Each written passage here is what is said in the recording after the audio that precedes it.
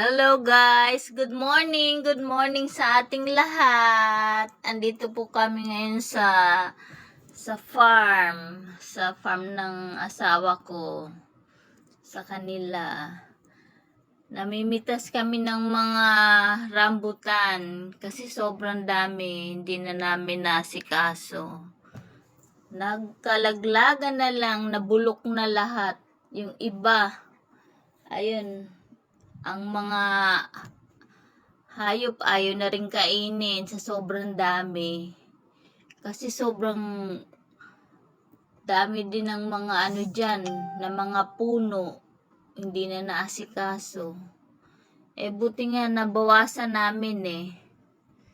Ayan. Nag-ano na kami. Nangunguha kami dalawang mag-asawa. Wala kami kasama, kami dalawa lang eh. Ayaw naman sumama nung anak ko. Nandun nakipaglaro sa kanyang mga cousin. Minsan lang kasi silang nagkikita-kita. Kaya ganyan. Ayaw niya sumama. Ayan.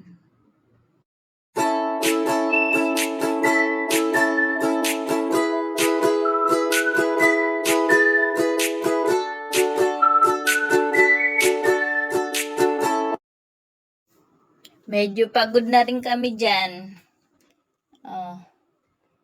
Kasi nakakapagod din palang mag-harvest kahit nasa baba lang. Yung baba nga lang yung mga nakuhanan namin dyan eh. Yung taas, nagtry yung asawa ko umakyat, kaya lang sabi niya dyan na lang tayo sa baba.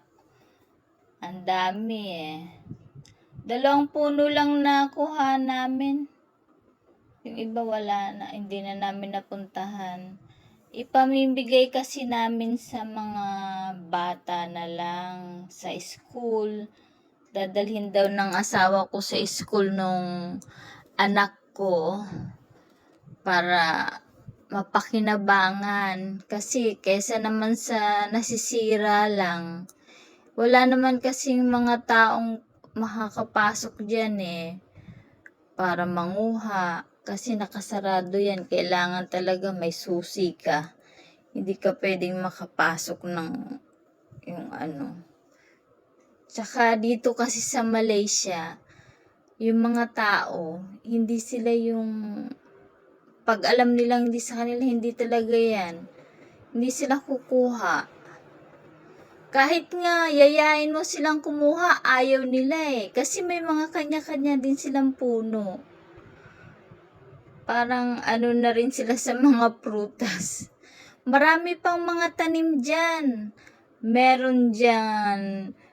Iba-ibang klase ang mga tanim na prutas dyan eh. Hindi ko lang naitanong pa sa asawa ko yung ibang mga pangalan eh. Basta maraming iba-ibang prutas na nakatanim dyan. Ayan Yan na. Pagod na rin yung asawa ko dyan. Ako din eh.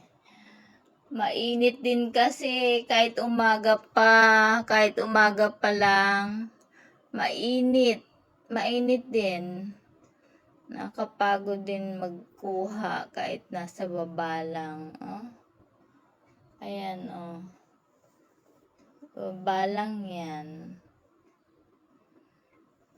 Pagod na rin kami. Ayan na ang mga nakuha namin. Ayan. Mga nasa baba lang. Hindi naman matataas. Kaya lang, syempre, pag ikaw lang din pala, wala kang kasamang nag-harvest, medyo mahirap din. Ayan. Ang dami. Ayan yung asawa ko. Kaming dalawa lang dyan. Ayaw sumama nung mga namin eh. Mga kasama namin sa bahay. Ayan. Ang ganda. Gandang tignan. Yan. Sabi ko sa asawa ko, uwi na kami. Sabi ko, tama na yan. Sabi ko, ganun, hindi na namin masyadong na damihan. Pero marami din yan, oh. Ayan, oh. Marami din kami nakuha. Yan.